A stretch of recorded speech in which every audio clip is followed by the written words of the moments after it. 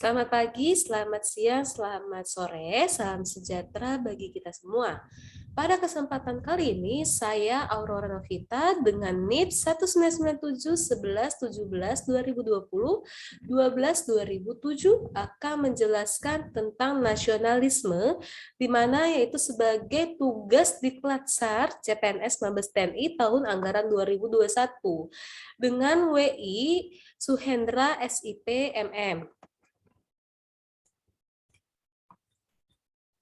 Lalu selanjutnya yaitu ada biodata saya, nama Aurora Novita, AMD, AP, dengan NIP 1997-11-17-2020-12-2007. Jabatan dan kesatuan saya saat ini yaitu anggota Denma Mabes TNI.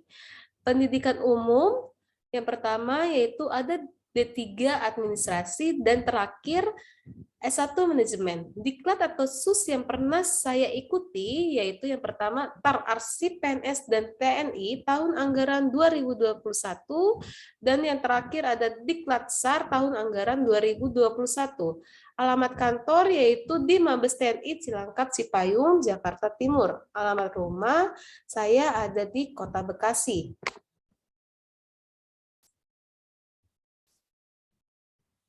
Pada kesempatan kali ini, saya akan menjelaskan 4 hal. Yang pertama, yaitu apa itu nasionalisme. Yang kedua, implementasi yang terkandung dalam sila Pancasila. Yang ketiga, refleksi nilai-nilai Pancasila. Dan yang terakhir, ada penutup. Oke, di sini slide selanjutnya ada definisi nasionalisme. Nasionalisme secara politis merupakan manifestasi kesadaran nasional yang mengandung cita-cita pendorong bagi suatu bangsa, baik untuk merebut kemerdekaan atau mengenyahkan penjajahan, maupun sebagai pendorong untuk membangun dirinya maupun lingkungan masyarakat, bangsa, dan negara. Jadi dapat disimpulkan bahwa definisi nasionalisme itu merupakan rasa cinta bangsa Indonesia terhadap negara dan negara kesatuan Republik Indonesia. Lalu selanjutnya ada implementasi yang terkandung dalam sila pertama Pancasila. Makna sila pertama Pancasila yaitu ketuhanan yang Maha Esa. Ada 5 poin. Yang pertama, pengakuan kepercayaan dan keyakinan. Yang kedua, taat dalam beragama. Yang ketiga, kebebasan dalam beragama. Yang keempat, tak ada paksaan dalam beragama. Yang kelima, saling menghormati dan menghargai. Baik, saya akan menjelaskan atau mendeskripsikan satu persatu poin makna dari sila pertama Pancasila. Yang pertama tadi pengakuan, kepercayaan, dan keyakinan. Makna yang terkandung dalam sila pertama Pancasila adalah pengakuan dari seluruh bangsa Indonesia tentang adanya Tuhan Yang Maha Esa sebagai pencipta alam semesta dan segala yang ada di dalamnya. 2. Taat dalam beragama. Makna sila pertama Pancasila yang berikutnya ialah taat dalam beragama, menciptakan sikap individual agar senantiasa taat dalam menjalankan agama, sebagaimana yang telah diatur dalam ajaran-ajaran yang telah diperintahkan. Yang ketiga ada kebebasan dalam beragama. Makna sila yang pertama selanjutnya adalah memberikan pengakuan serta kebebasan. Jadi, setiap warga negara secara individu maupun masyarakat berhak memeluk agama yang dikehendakinya dan kemudian mengamalkan ajaran agama yang ia yakini dan telah ditetapkan dalam hukum agama dan undang-undang dasar. Lalu, makna sila pertama yang keempat ialah tidak adanya unsur memaksa dan paksaan memeluk agama kepada orang lain. Jadi, setiap individu tidak boleh memaksa kelompok ataupun perorangan untuk ikut masuk agama yang dianut seseorang tersebut. Yang kelima, saling menghormati dan menghargai. Makna sila pertama yang terakhir ialah menciptakan atau membangun pola hidup yang saling menghargai dan menghormati antar umat beragama, dan menjauhi setiap ketidakadilan atau membeda-bedakan atau diskriminatif terhadap ajaran agama lain meski bertentangan dengan keyakinannya. Lalu slide selanjutnya ada implementasi yang terkandung dalam sila kedua. Makna sila kedua Pancasila, kemanusiaan yang adil dan beradab, ialah ada 5 poin. Yang pertama, kesadaran, hak asasi manusia, kemanusiaan, keadilan, dan yang terakhir ada tenggang rasa. Oke, saya akan menjelaskan satu persatu poin makna sila kedua Pancasila. Yang pertama, kesadaran.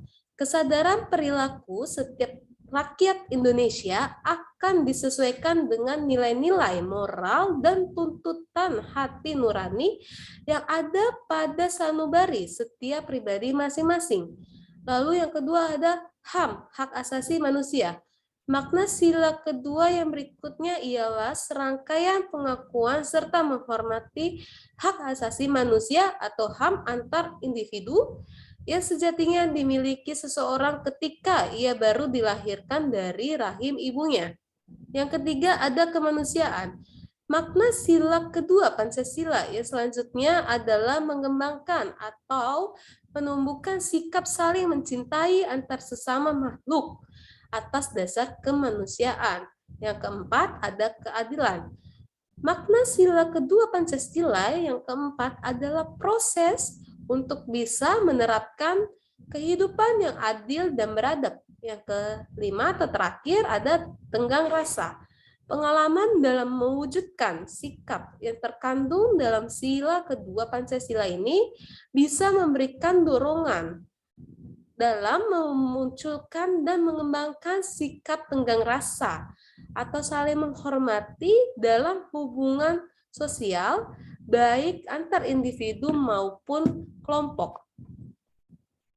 Lalu selanjutnya ada implementasi yang terkandung dalam sila ketiga Pancasila. Makna sila ketiga Pancasila Persatuan Indonesia ialah ada 5 poin. Yang pertama, kebersamaan. Yang kedua, persatuan bangsa. Yang ketiga, kepentingan pribadi dan kelompok. Yang keempat, menghormati perbedaan. Yang kelima, rela berkorban demi bangsa dan negara. Lalu, implementasi yang terkandung dalam sila keempat Pancasila yaitu makna sila keempat Pancasila, kerakyatan yang dipimpin oleh hikmat kebijaksanaan dalam permusyawaratan perwakilan ialah ada 4 poin. Yang pertama, memiliki kedudukan, hak, dan kewajiban yang sama. Yang kedua, tidak boleh memaksakan kehendak kepada orang lain. Yang ketiga, mengutamakan musyawarah dalam mengambil keputusan. Yang terakhir atau keempat, menghormati setiap keputusan yang dicapai. Lalu selanjutnya ada implementasi yang terkandung dalam sila kelima Pancasila. Makna sila kelima Pancasila, keadilan sosial bagi seluruh rakyat Indonesia ada 4 poin. Yang pertama, keadilan, kerjasama, hak, dan kewajiban, dan yang terakhir yaitu menghormati setiap keputusan yang dicapai. Lalu, yang terakhir ada refleksi nilai-nilai Pancasila. Menurut saya, nilai-nilai Pancasila dapat direfleksikan di lingkungan kerja dan pada kehidupan bermasyarakat sehari-hari.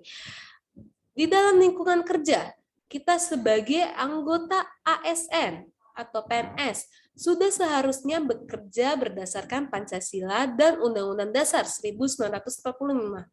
Sehingga tugas dan tanggung jawab kita sebagai pelayan publik dapat berjalan lebih optimal dan lebih baik lagi. Sedangkan di dalam kehidupan bermasyarakat sehari-hari yaitu nilai-nilai Pancasila dapat berfungsi untuk saling menghormati dan menghargai sesama walaupun berbeda agama, suku, dan ras, dan dapat memutuskan suatu masalah dengan cara bermusyawarah. Demikian presentasi dari hasil paparan saya. Saya mengucapkan terima kasih banyak dan mohon maaf bila ada kesalahan kata maupun perbuatan dalam video saya ini. Demikian, terima kasih. Selamat pagi, selamat siang, selamat sore, salam sejahtera untuk kita semua.